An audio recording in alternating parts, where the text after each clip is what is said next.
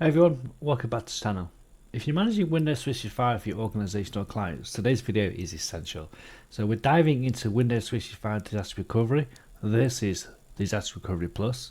What's the difference and which one's right for your business? So let's get into it. Downtime is expensive. Whether it's due to regional Azure outages or server disruptions, every minute of your users can't access their cloud PCs is productivity loss. And I'm sure they're going to be shouting at you down the phone to get their desktops back as soon as possible.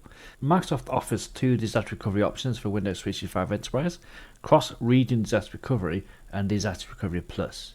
So what's the difference between the two and why does it matter? So in today's video, we're going to go and explore those differences between the two services, the cost differences, and then we're actually going to walk you through and show you how to configure those in the Windows Intune portal.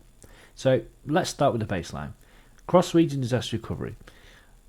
With this add-on, Microsoft replicates your cloud PC snapshots to a secondary Azure region. If something happens, the users can be spun up on a temporary cloud PC with that most recent snapshot. Okay, so if you lose UK South, for example, they'll be able to go over to UK West, the US, or Europe. Okay, what's the recovery time for that? It's up to 4 hours for 50,000 users. Here's the catch though: any work done on the temporary cloud PC won't be saved. This is a temporary VM, so users need to rely on OneDrive or SharePoint to store their data.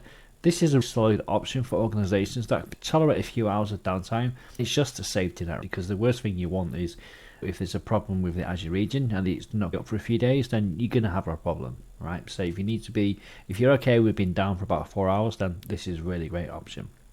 So now let's look at Disaster Recovery Plus. This is the premium, faster, more robust solution. This is currently in preview, but it seriously upgrades your recovery posture. The RTO drops down to just 30 minutes and you get pre-allocated capacity in the failover region, meaning recovery is essential, it's predictable. It means that you're definitely going to get a desktop, because as we know, when there's an outage, Azure capacity becomes very limited. So with this method, you get guaranteed capacity no matter what's happening. Okay, so the RPO is also better, so you can recover to a state within 60 minutes compared to, obviously, as we just spoke about, up to 4 hours. So that's a lot quicker.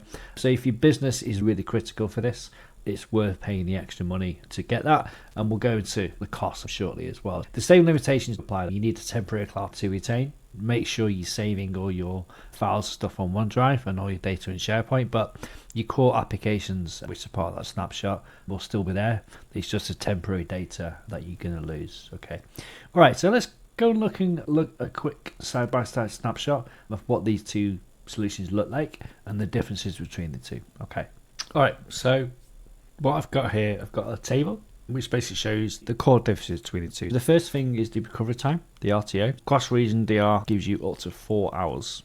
So it could take you up to 4 hours to get back up and running. The recovery time for DR Plus is just 30 minutes. So obviously that's a lot quicker. Recovery point, which is the state of your virtual machine.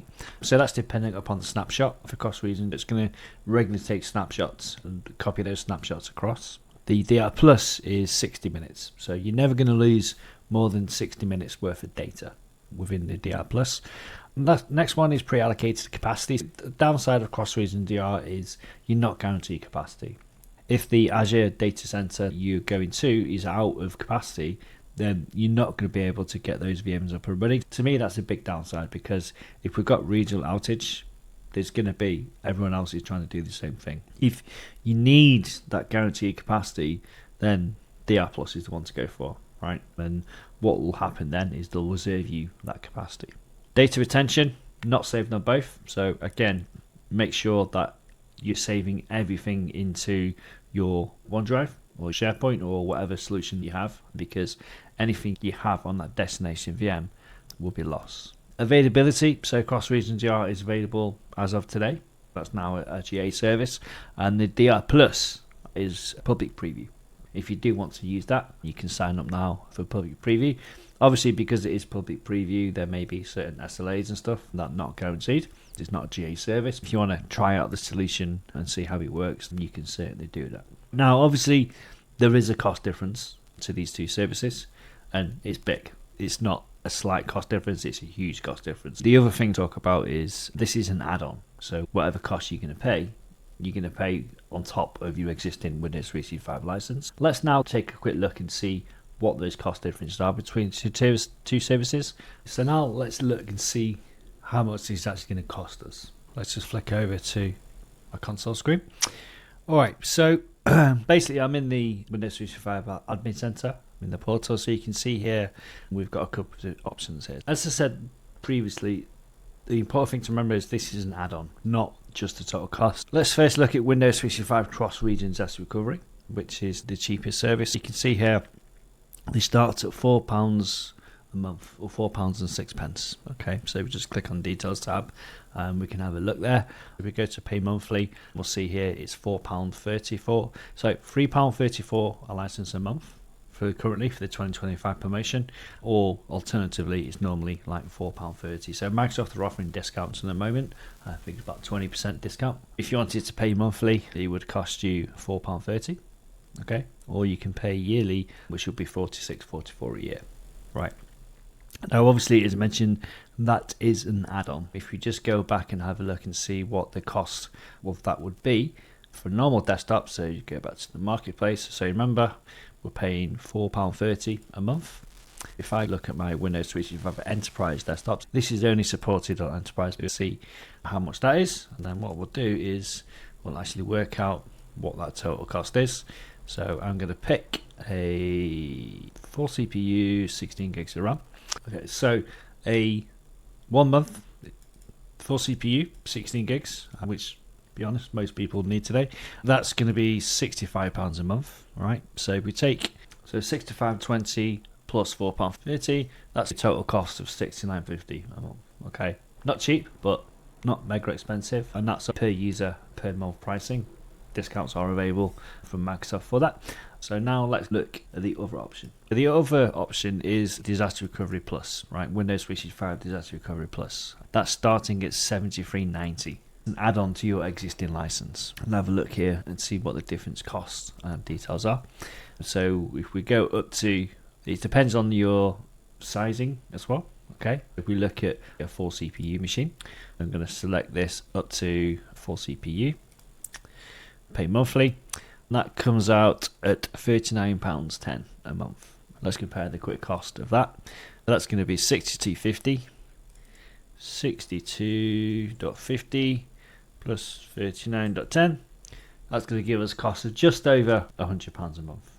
Certainly not cheap, but if your requirements are that you have to have that desktop available in case of disaster recovery, then this may more than pay for itself, and people don't realize how much they need those desktops until this actually happens. So that's how much it's going to cost you. As you can see here, it's dependent upon SKUs. The more expensive VMs obviously have a higher cost. You can see here for the 4 CPU ones, it's £30 a month.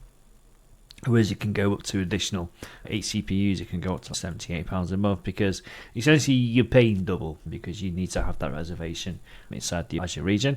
And then if you go up to 16 CPU VM, it could cost you up to £156 a month. It can get very expensive very quickly. So that's enough of the pricing. So what we're going to do now, we're actually going to go into the console and we'll actually see how we can set this up. I don't have a license, so I'll just go through the steps, but we'll go through the console and show you how you configure this from Portal. Alright, so let's do that now.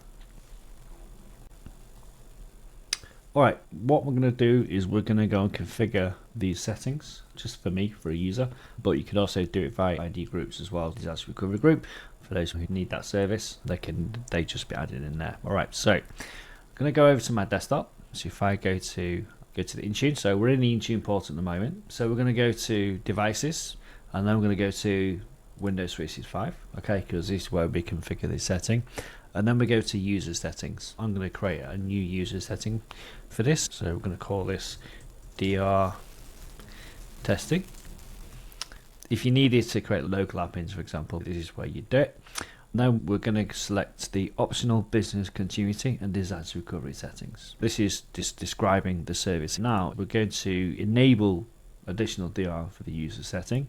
First, I'll show you how to do the cross-region disaster recovery. It's going to ask you what kind of network configuration you want. I'm just going to use the Microsoft hosted network. If you had your own Azure network connections, you need to make sure you've got those in the additional regions as well. Okay. So geography, I'm in the UK at the moment, and it's going to select an automatic failover region. In fact, let's go over to Europe. So I'm going to select European Union, and that's going to enable me to go to North Europe, for example. Okay. All right, so I'm going to select next, and then it's going to add the groups. Can we do groups or users? Yep, so I'm just going to see if I can add me. So do the admin. No, okay, it's just group only. Okay, so cloud PC. You normally have a separate group in here for DR testing. I'm just going to add this group in here, cloud PC. Select next. That basically tells you what it's going to do. Name DR testing, across regions disaster recovery, assignments cloud PC, click create, and there you go. So that setting is now applied. Obviously I'm not licensed for this feature, so it's not going to do anything, but if you were licensed, it'll kick in and start copying your VM over to the additional regions. Apparently the initial sync does take up to 3 days on there, but I've never used this, so I can't really tell you what that looks like. So the next one, let's do a similar thing. If you wanted to do the same thing, but if you wanted to use the other service, then what we're going to do is the same thing. So DR testing 2, DR testing plus, okay. Again, go down to here and use this cross region disaster recovery plus.